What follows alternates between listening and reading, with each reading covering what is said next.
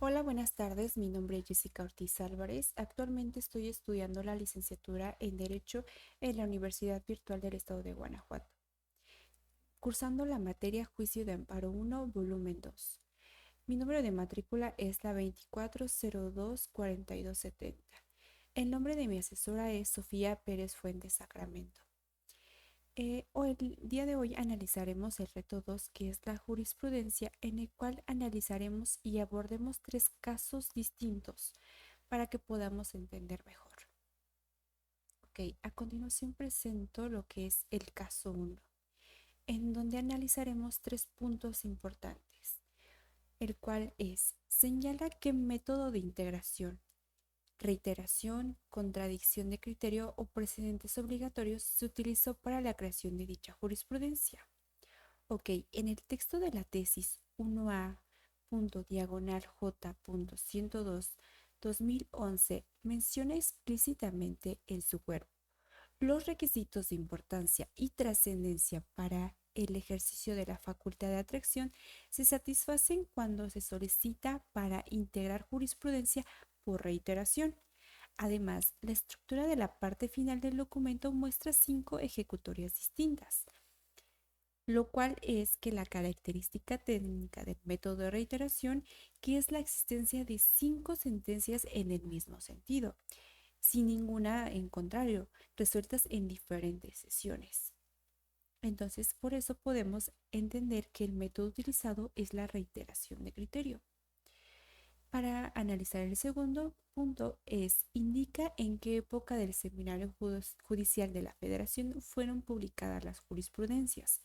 Ok, en este caso fue publicada en la novena época. En esta información se encuentra directamente aquí en el encabezado del registro de la tesis, en la tercera columna de la tabla superior, donde se lee claramente novena época. Asimismo, el dato del tomo, que es el 34 de septiembre del 2011, que corresponde cronológicamente a dicho periodo del seminario.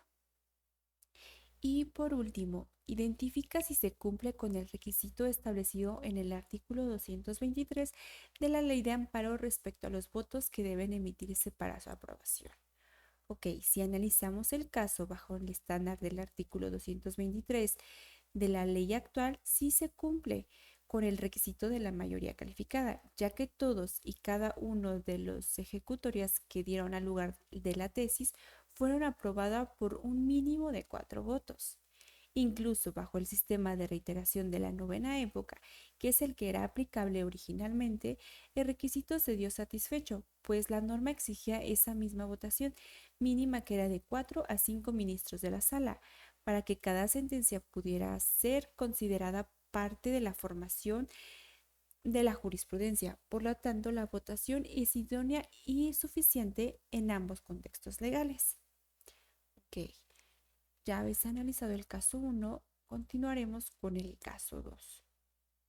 Aquí igual veremos dos interrogantes, los cuales son: identifica cuáles son los razonamientos para que la jurisprudencia 1A diagonal J.93 2013, inciso 10A, fueran sustituidas por la jurisprudencia 1A diagonal punto 78 diagonal 2018, inciso 10A, emitida por la primera sala de la Suprema Corte de la Justicia de la Nación.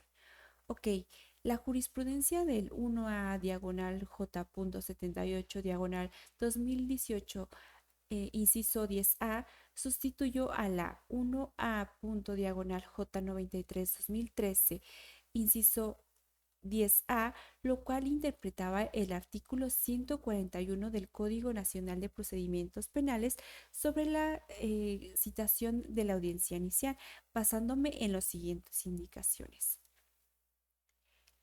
los cuales son: 1. Naturaleza de la citación.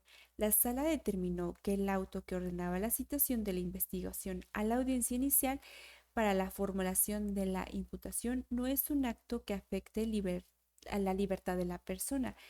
Se considera un simple acto de comunicación procesal. Punto 2. Ausencia de agravo inmediato. El razonamiento central es el que la citación por sí sola no restringe la libertad del individuo, ya que solo requiere su presencia ante el juez.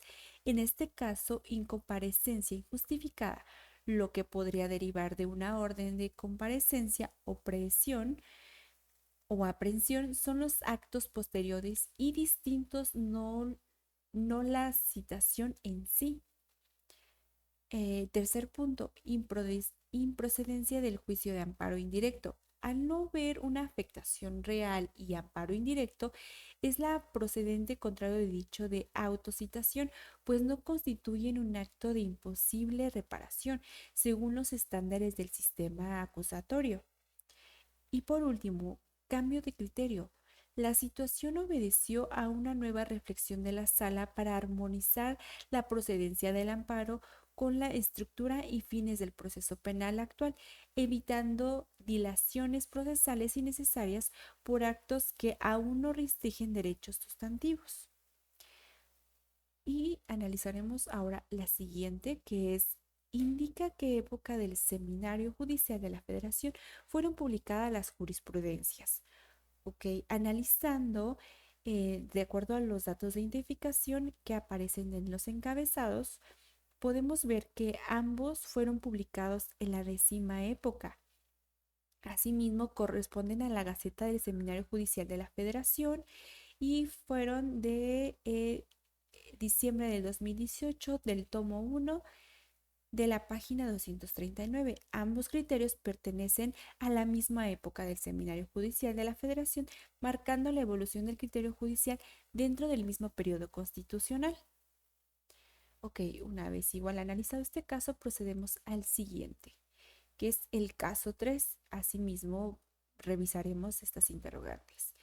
Señala para qué autoridades es obligatoria la aplicación de dicha jurisprudencia.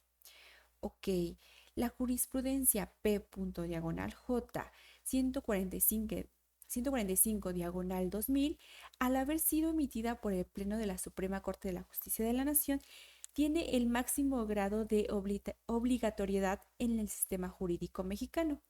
De acuerdo con el contexto de la propia tesis, lo establecido en el artículo 192 y 197 de la Ley de Amparo, referenciados en el cuerpo del documento, así como en el artículo 94 de la Constitución, esta jurisprudencia es obligatoria para la Sala de la propia Suprema Corte de la Justicia de la Nación, los tribunales colegiados del circuito, los tribunales unitarios del circuito, que actualmente son tribunales colegiados de apelación, los juzgados de distrito, los tribunales militares y judiciales en el orden común de estados y del Distrito Federal, hoy bien conocido como Ciudad de México, los tribunales administrativos y del trabajo, tanto locales como federales.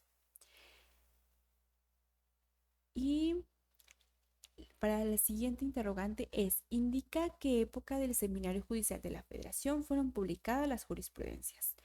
Igual, la jurisprudencia fue publicada en la 9ª época, ya que se encuentra descrita en la tercera columna, donde se lee claramente que es 9ª época.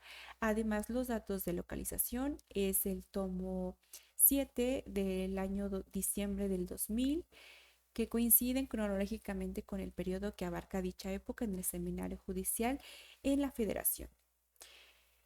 Y para concluir, analizaremos una conclusión donde veremos la importancia y la utilidad de la jurisprudencia. Yo considero que la jurisprudencia es la interpretación viva y obligatoria de la ley, funcionando como el mecanismo que otorga coherencia en todo el sistema jurídico. Su importancia radica en que impide que la justicia sea impredecible al unificar los criterios de los jueces, que asegura que la ley se aplique de la misma manera para todos, eliminando arbitrariedad y permitiendo que tanto ciudadanos como abogados sepan a qué atenerse. Su utilidad práctica es resolver la ambigüedad y vacíos que en el legislador deja en la norma escrita, adaptando el derecho en la realidad social de cada momento sin necesidad de cambiar las leyes constantemente. En última instancia, es la herramienta que garantiza que la justicia sea constante y que los derechos humanos tengan un alcance claro y protegido en la práctica diaria de los tribunales. Ok, ya concluido el tema, les puedo mostrar lo que son las referencias utilizadas para poder hacer lo que es mi trabajo por si están interesados en conocer un poco más del tema. Les agradezco mucho la atención, espero haya quedado claro. Gracias.